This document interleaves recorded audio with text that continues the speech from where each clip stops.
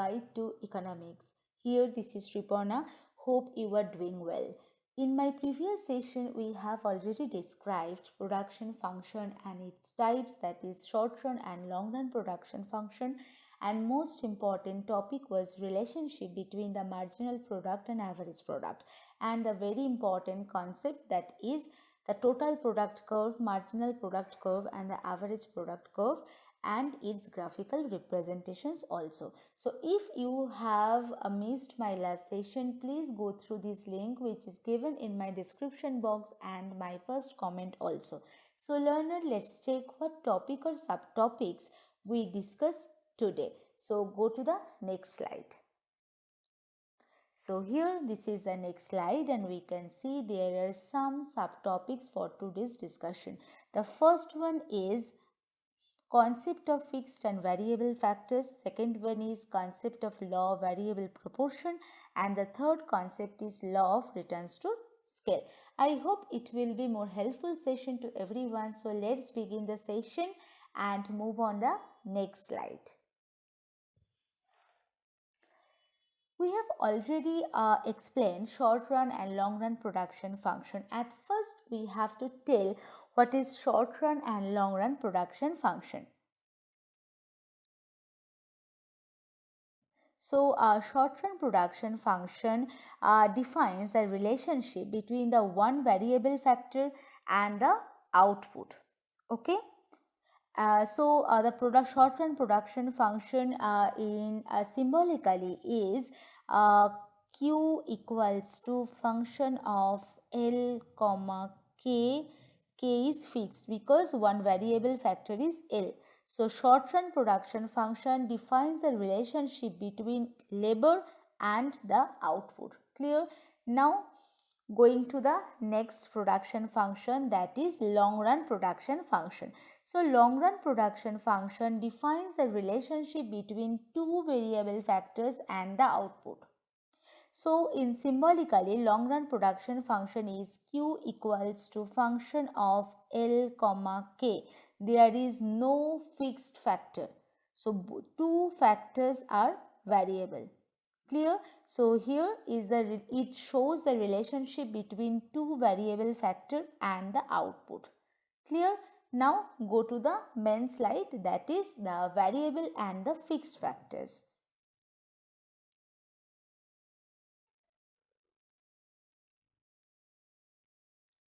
Clear?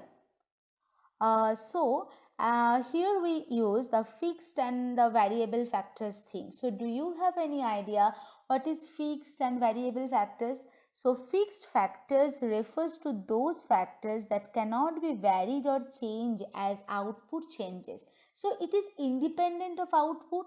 For example, we can see buildings, plants, machinery, the land. So no amount of change in demand can change in the supply of land, because the same amount of land or the buildings or the plants is needed for 10 units of commodity production or the 1000 units of commodity production. So amount of land is same for both cases. Now going to the next, that is the variable factors. So variable factors refer to those factors that vary directly with the output. Clear? So it is varying with the output level.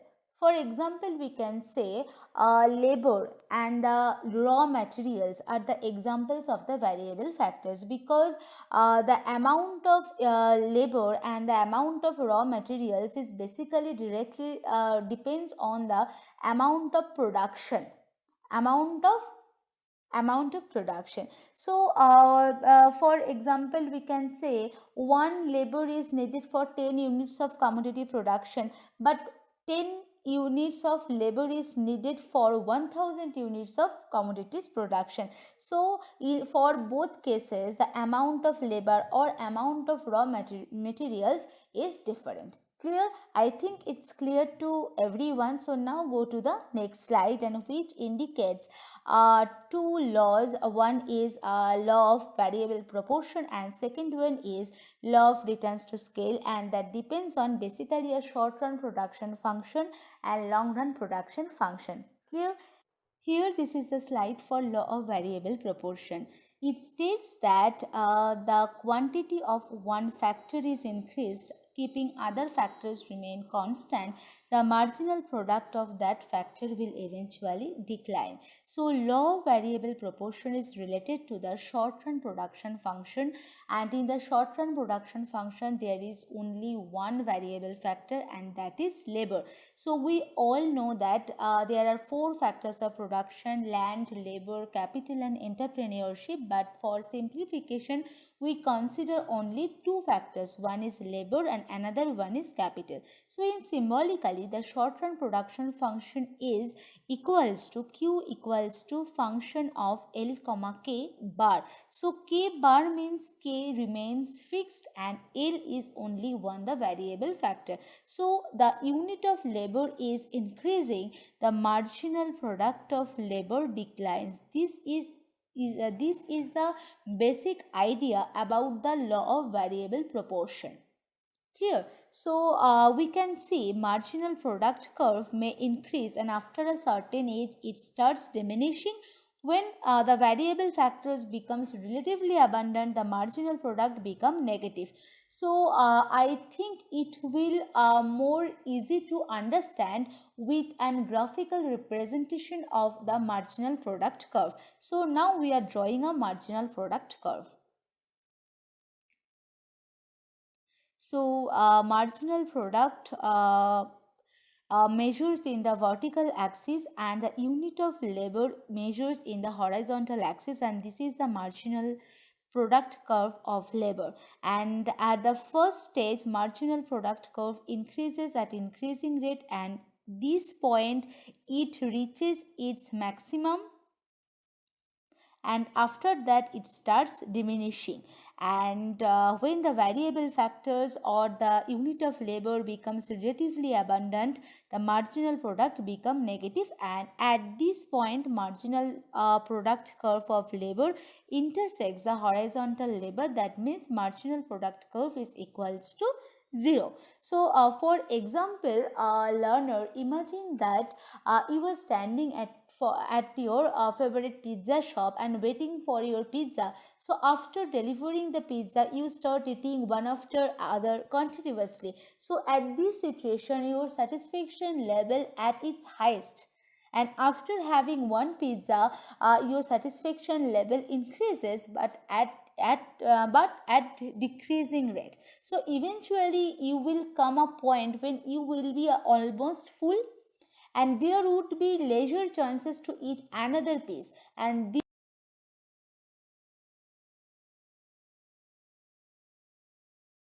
this is exactly what the law of variable proportion means.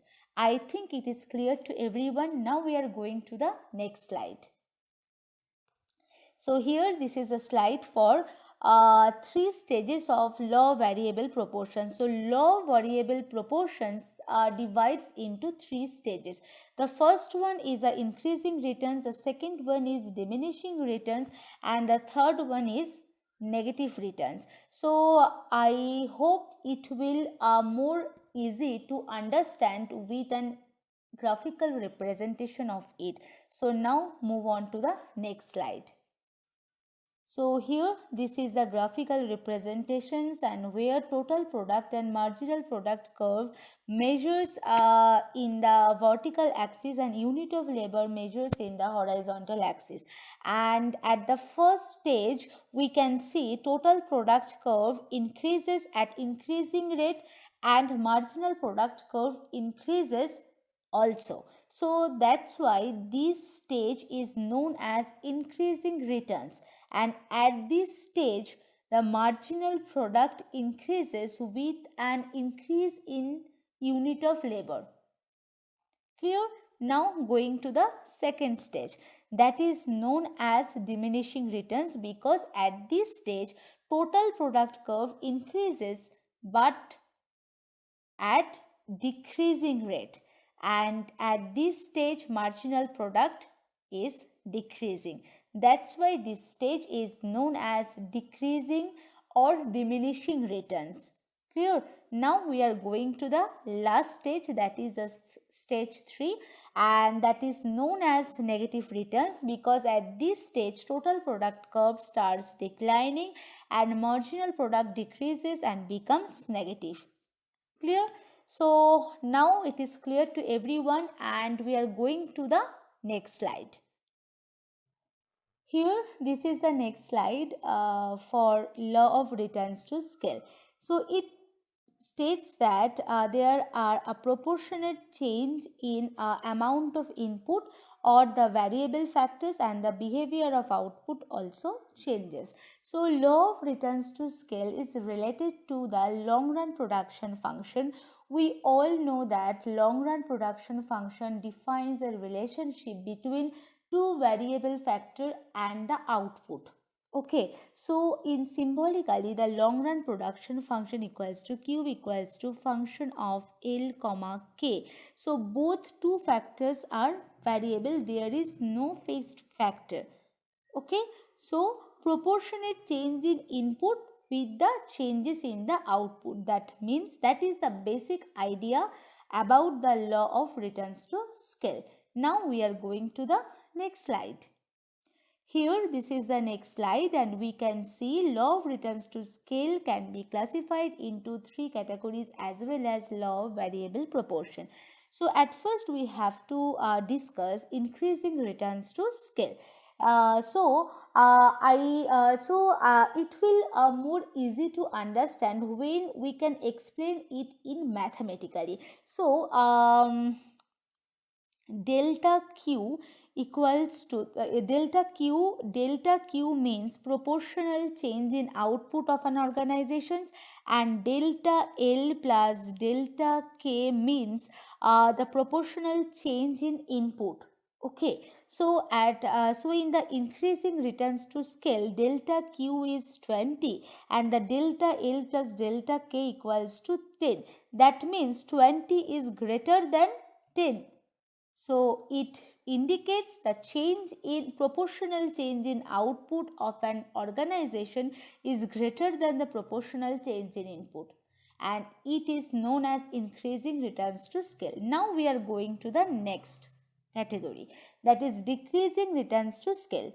When we can say the proportional change in output of an organization equals to 10, and the change in input, that it means delta L plus delta K equals to 15. So it indicates the proportional change in output of an organization is less than the proportional change in inputs. So 10 is less than 15. So that's why it is known as decreasing returns to scale. Now we are going to the third one, that is constant returns to scale. That means proportional change in output of an organization is equals to the proportional change in input. So we can say the proportional change in output is equals to 10 and the proportional change in input, or the delta L plus delta L equals to 10. So 10 equals to 10. So that's why it is known as constant returns to scale. I think it is clear to everyone, and that's all for today's session. So learner, that's all for today's session. What we will discuss today. So the first concept is the fixed factor and the variable factors, and these are two most important law in the theory of production, that is law of variable proportion and law of returns to scale. And I hope it is clear to everyone. So in my next session we will discuss most important concept of economics, that is the concept of demand. And if you have any query, questions and doubts arise in your mind, please feel free to ask in my comment section, and come back with I will come back with a new session.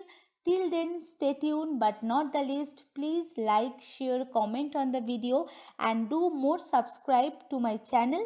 Thank you.